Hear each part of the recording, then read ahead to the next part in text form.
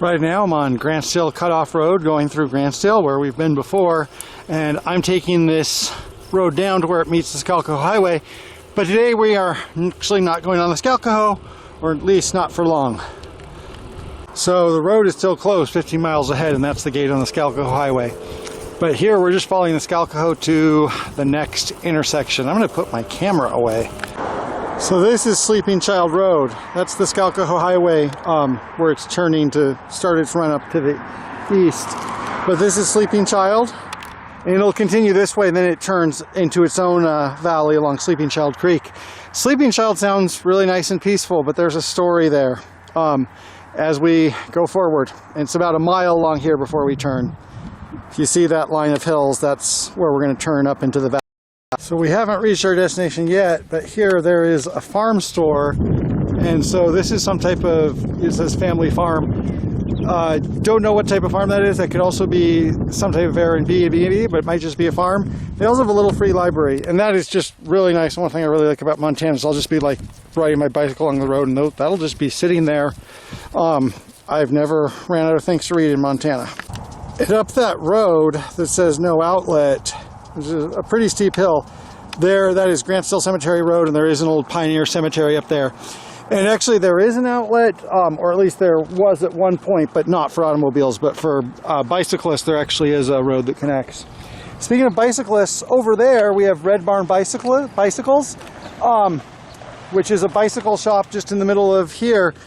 Actually helped me one time when I had a flat tire and I thought I was lost, but I was like, oh yeah, there's a bicycle shop over there.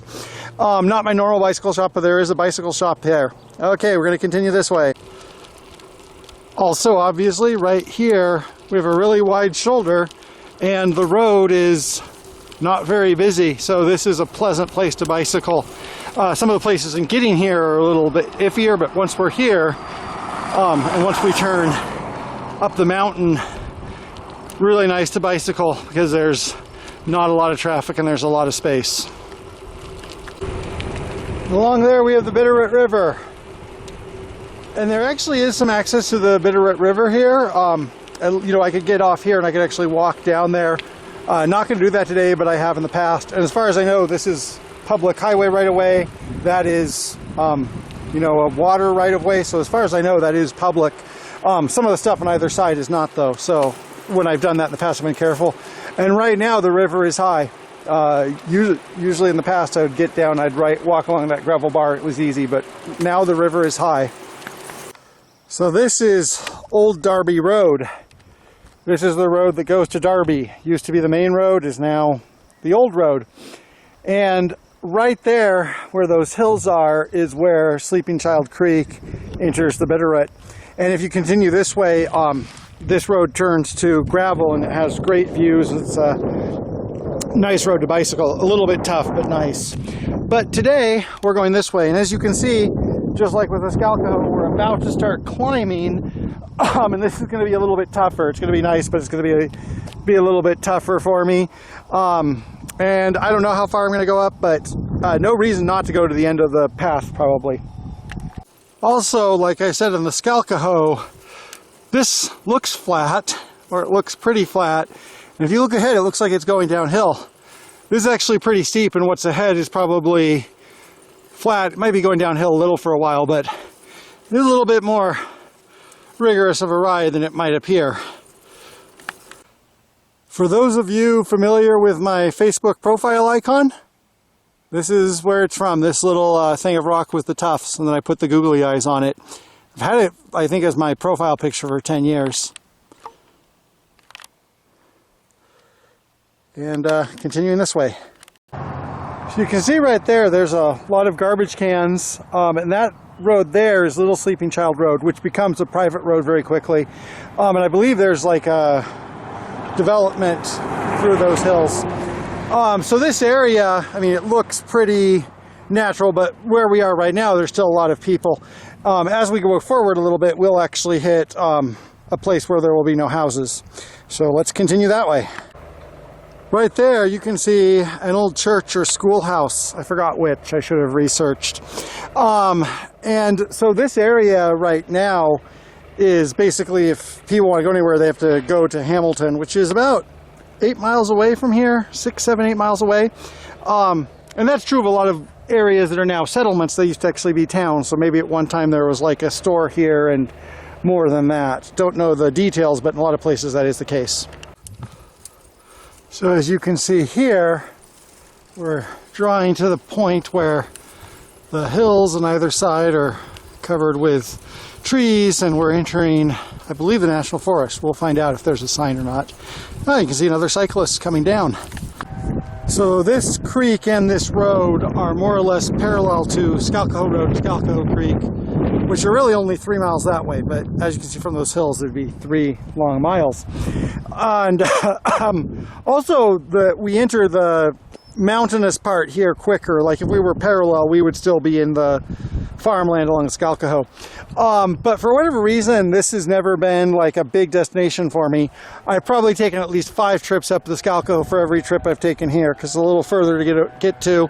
But looking at it now, this is a really beautiful place.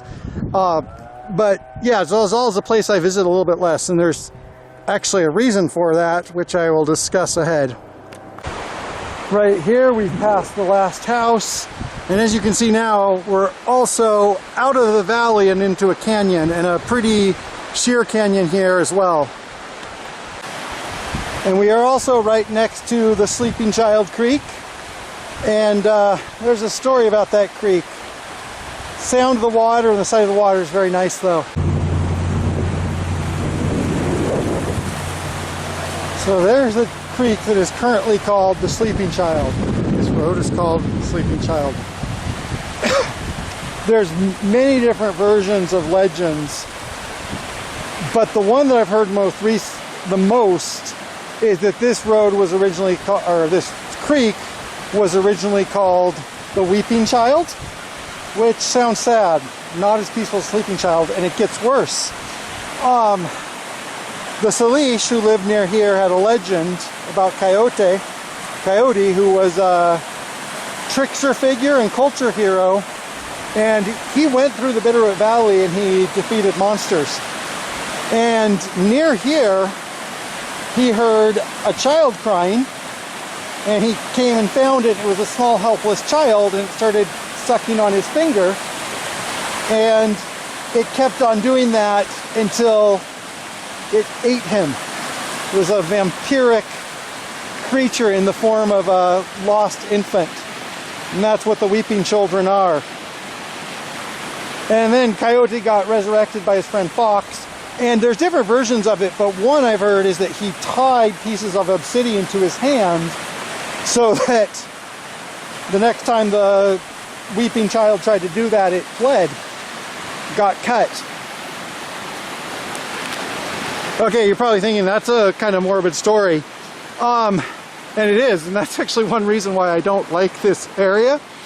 And interestingly enough, I had like one weird thing happen where 15 years ago, 12 years ago, something like that, I was coming up here and I got 2 calls on my cell phone from somebody from Madera, California, who said they had gotten a call from that number.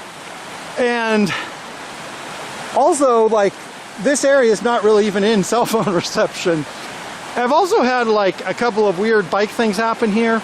And I'm not saying this to be creepy or weird or like trying to tell a ghost story, but there are like stories associated with this area, as beautiful as it is, that make it seem sinister. And to me, it always does seem a little bit less friendly than the Escazu. And you can take that with however many grains of salt as you wish. But that is why this area was originally called the Weeping Child. And I actually heard another story last night, and I hope I will get that far to show what that story is about. But now you know why it is the Weeping Children. One thing about sharing stories like that, especially things that are important to the indigenous cultures, is sometimes I feel averse to doing it because I don't want to just repeat as a person who doesn't really know the culture, something I read on the internet. But in this case, I think it's a really interesting story, and that's also kind of a universal themes there. Also, the contrast between the sinister story and the beauty of this area, it's kind of, I can't not mention it. And if you want to, you can go and research that story online and read the different versions of it and the different theories and stuff like that. And some people think the name actually was Sleeping Child and it was just a nice, peaceful story. That's the fun of legends, is there's so many different versions. So actually, I've ridden one century in my life, and this was part of my route up. And I got a flat tire along here, and I actually had to go down all the way to the Red Barn Bicycle to get it fixed.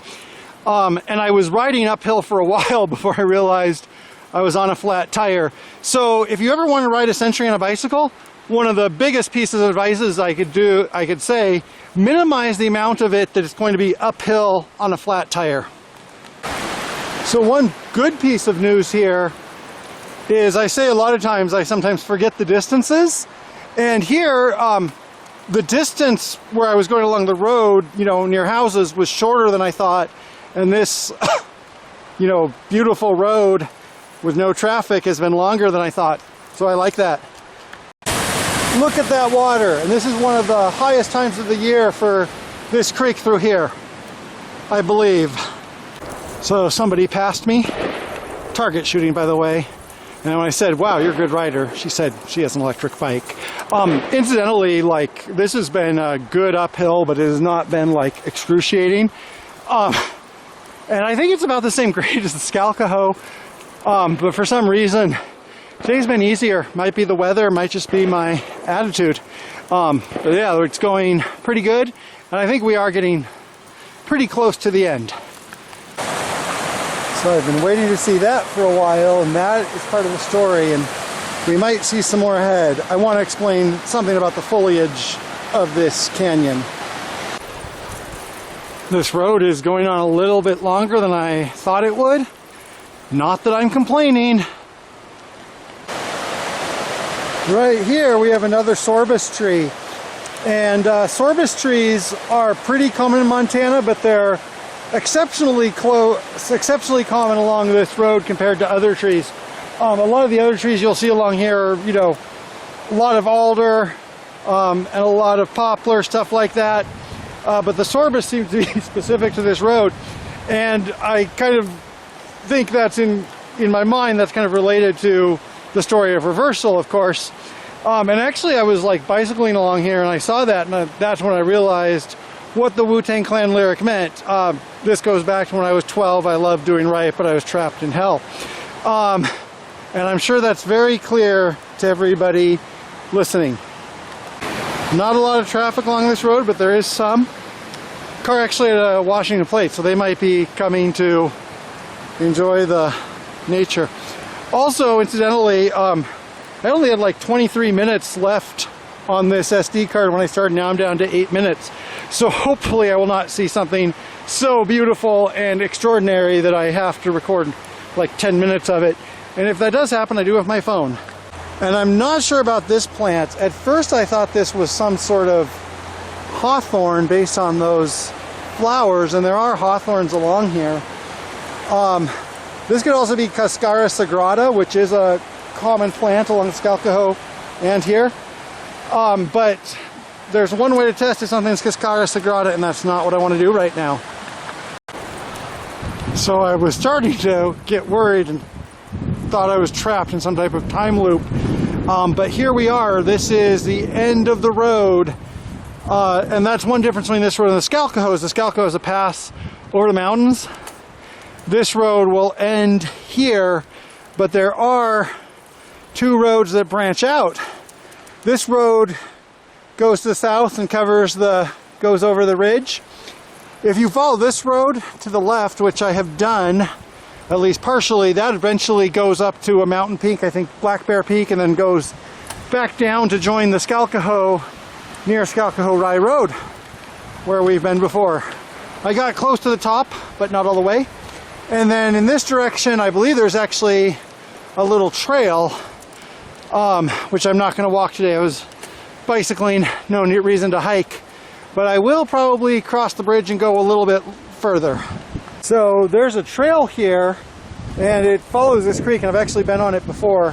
As you can see, 5.5 miles, 11.5 miles.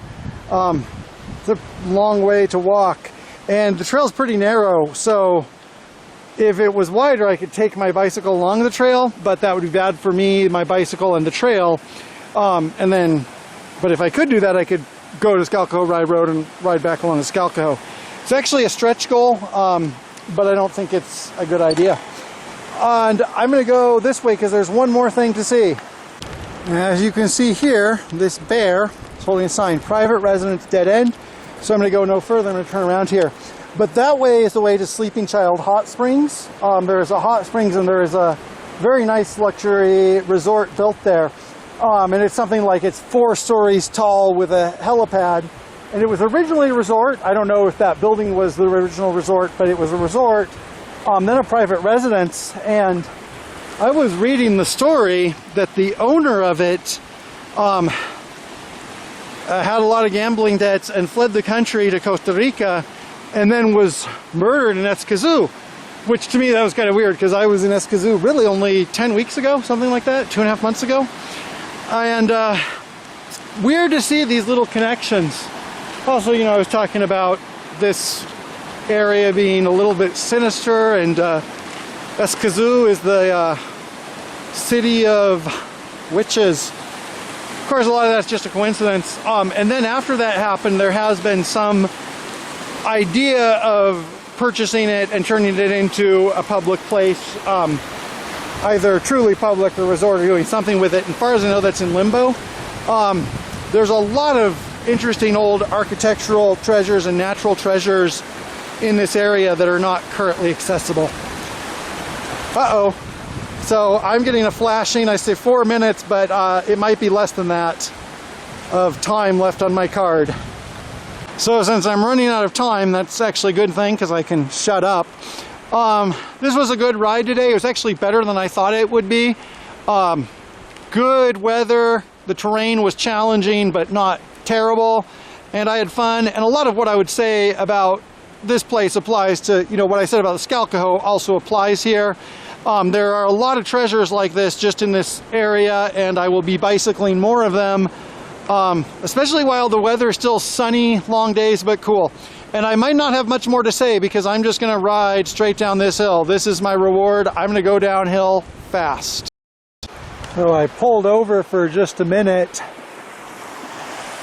3 minutes. I hope it's actually recording this. So one thing about the Sleeping Child that's actually better than the Escazu in a lot of ways is that the Sleeping Child actually has places where you can pretty easily walk down to the water. Incidentally, that water looks really dark. I don't think that's pollution. I think that's natural tannins or something along those lines. There's a lot of butterflies here. So there's actually places where it's quite relaxing, and in the summer, if you're careful, know what you're doing, you can come and dip in here. So I just wanted to show that maybe I've been wrong all along, because actually this place is pretty nice. Okay, it says 3 minutes and the little icon is flashing. I hope it did capture this. More of this. This is a really nice ride down. I mean, it was a ride up when I was actually having to put some effort into it, but this is obviously just riding down, cool breeze, nice shade, everything's green. And it might be a little bit more effort and a little bit less fun once I get to a place with traffic, but in general, yeah, I'm just gliding down the hill. Strangely enough, after that climb, which I said felt pretty easy, now I'm going downhill, or mostly downhill, and I'm having a strong headwind, and this is actually harder than when I was going uphill. Also, of course, here, you know, a little bit more traffic, and it's not as scenic, although I think it's still very scenic, but getting close to being back home. Also getting close to running out of data.